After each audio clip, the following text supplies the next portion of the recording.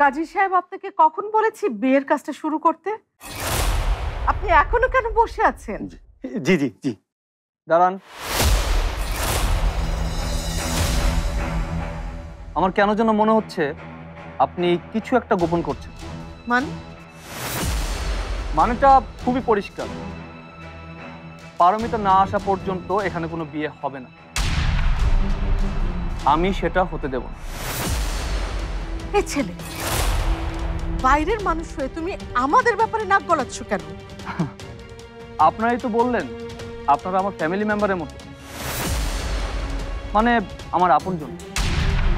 তাই প্রয়োজন হলে শুধুমাত্র নাক না, পুরো মাথাটাই গলিয়ে দেব। কি বলতে চাও তুমি? আপনার বিহেভিয়ার খুবই উইয়ার্ড লাগছে। আর পারমিতাকে বাড়িতে কিভাবে ট্রিট করা হয় সেটা আমি খুব ভালো করেই জানি। তো আগে আমাকে জানতে হবে পারমিতা কোথায় আছে, ও ঠিক আছে কিনা।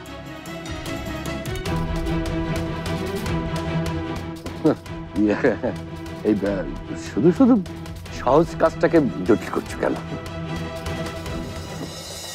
মা, পারি সত্যিই ঘরে আছে তো? আরে কেন থাকবে না? আমি কি মিথ্যা বলবো? আহা বাবা, মানে কে কোথায় আছে সেটা নিয়ে ঝামেলা না করলে হয় না? আগে রিয়া আর ইরফানের বিয়েটা হয়ে যাক। ওয়ালটন আবারও মিলিয়নিয়ার অফারে ওয়ালটন ফ্রিজ কিনে আপনিও হয়ে যেতে পারেন মিলিয়নিয়ার। বসো না ইরফান, দেরি হয়ে যাচ্ছে না আমাদের? কিন্তু পারি। বসো না ইরফান, মেবি ওর মন খারাপ। আর আমাদের বিয়ের পরে তোর বিয়ে, ও না আসলে না আসুক।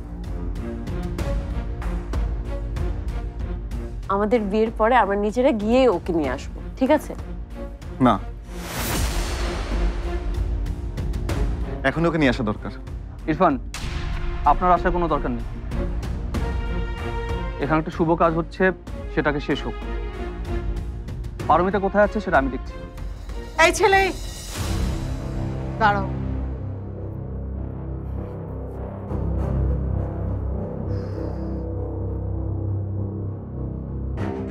চলো, আমি তোমাকে নিয়ে যাচ্ছি পারমিতার কাছে।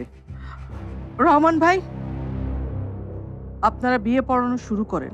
জি জি জি জি। কাজী সাহেব, আপনি দেরি করছেন কেন? শুরু করেন, শুরু করেন, শুরু করেন। ওই ঘরে তো পারমিতা নেই, তাহলে মা সৌরভকে কেন ওই ঘরে নিয়ে যাচ্ছে? আসলে কাহিনীটা কি? এসো, যাও, পারমিতা আছে ভেতরে। Thank you aunty.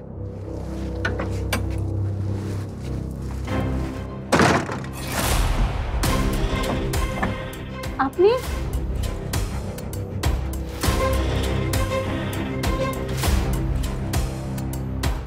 কি ব্যাপার, আপনি কাঁদছেন কেন?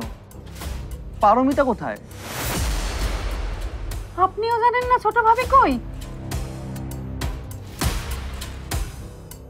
আজ ইরফান রিয়ার বিয়ে হবেই। ওসমানকে ফিরে আসতেই হবে। তার জন্য আমাকে যা মূল্য দিতে হয় আমি দেব।